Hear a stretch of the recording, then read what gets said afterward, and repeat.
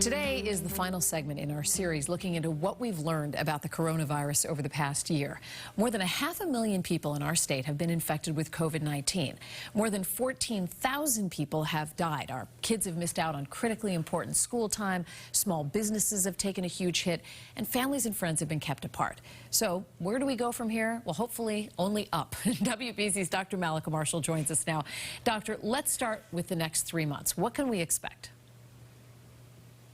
Okay, Lisa, as I peer into my crystal ball, let me just remind you that I tend to be an eternal optimist, and that hasn't always served me well. And I also want to let you know that these predictions are based on the assumption that all the stars align in terms of widespread vaccination, readily available testing, and the public sort of buying into these mitigation efforts of continuing to wear masks and social distancing. So, if all that happens in the next 3 months, I think it's going to be sort of much of the same of what we're experiencing right now. We're going to be wearing our masks. We're going to keep distance from others. We're only going to socialize with people in our immediate households. However, there is going to be a greater and greater push to try to get people vaccinated. I think in the next few months, at least a couple of other vaccines may come online, the Johnson & Johnson vaccine or AstraZeneca, which is going to boost supply and give us more opportunities to get shots into arms. There are some forecasts, however, that predict by May 1st that only about 38% of the U.S. population will be immune to the virus, with almost 600,000 deaths, and we're going to have to keep an eye on those variants, which could spark a new surge in cases if we aren't incredibly careful. Wow. Well, I hope that doesn't happen. So that's 3 months out. That takes us into mid-May. What about 6 months from now? Okay, 6 months from now, we're talking about summer, right? And I really hope and anticipate that in the summer, vaccines are going to be readily available to anyone who wants one. We also should have much better data on children. So I think as early as summer, we might start offering vaccines to children.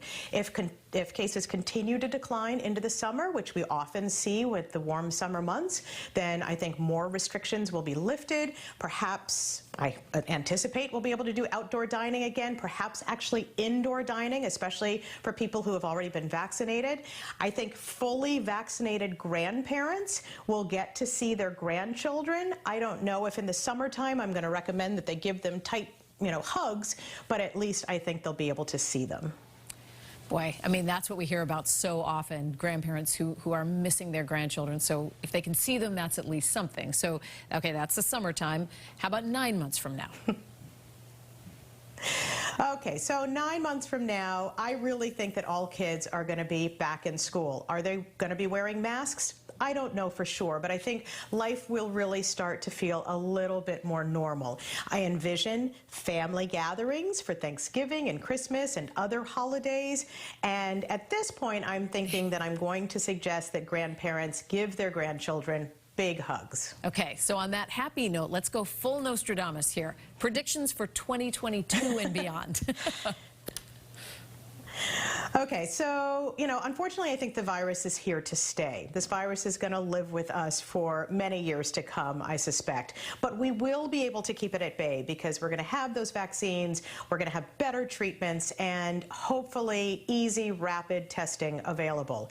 Will we need an annual vaccine like the flu shot? It's certainly possible. It really depends on how quickly we can control the pandemic, because as long as the virus continues to spread, it's given more opportunity to replicate and therefore mutate. So we'll have to see what happens. Will we continue to wear masks from time to time? Possibly, if there are local or seasonal outbreaks of the coronavirus. So I'm going to suggest that you not throw away your reusable masks just yet. Oh, and boy, do I want to. But I won't, upon your advice.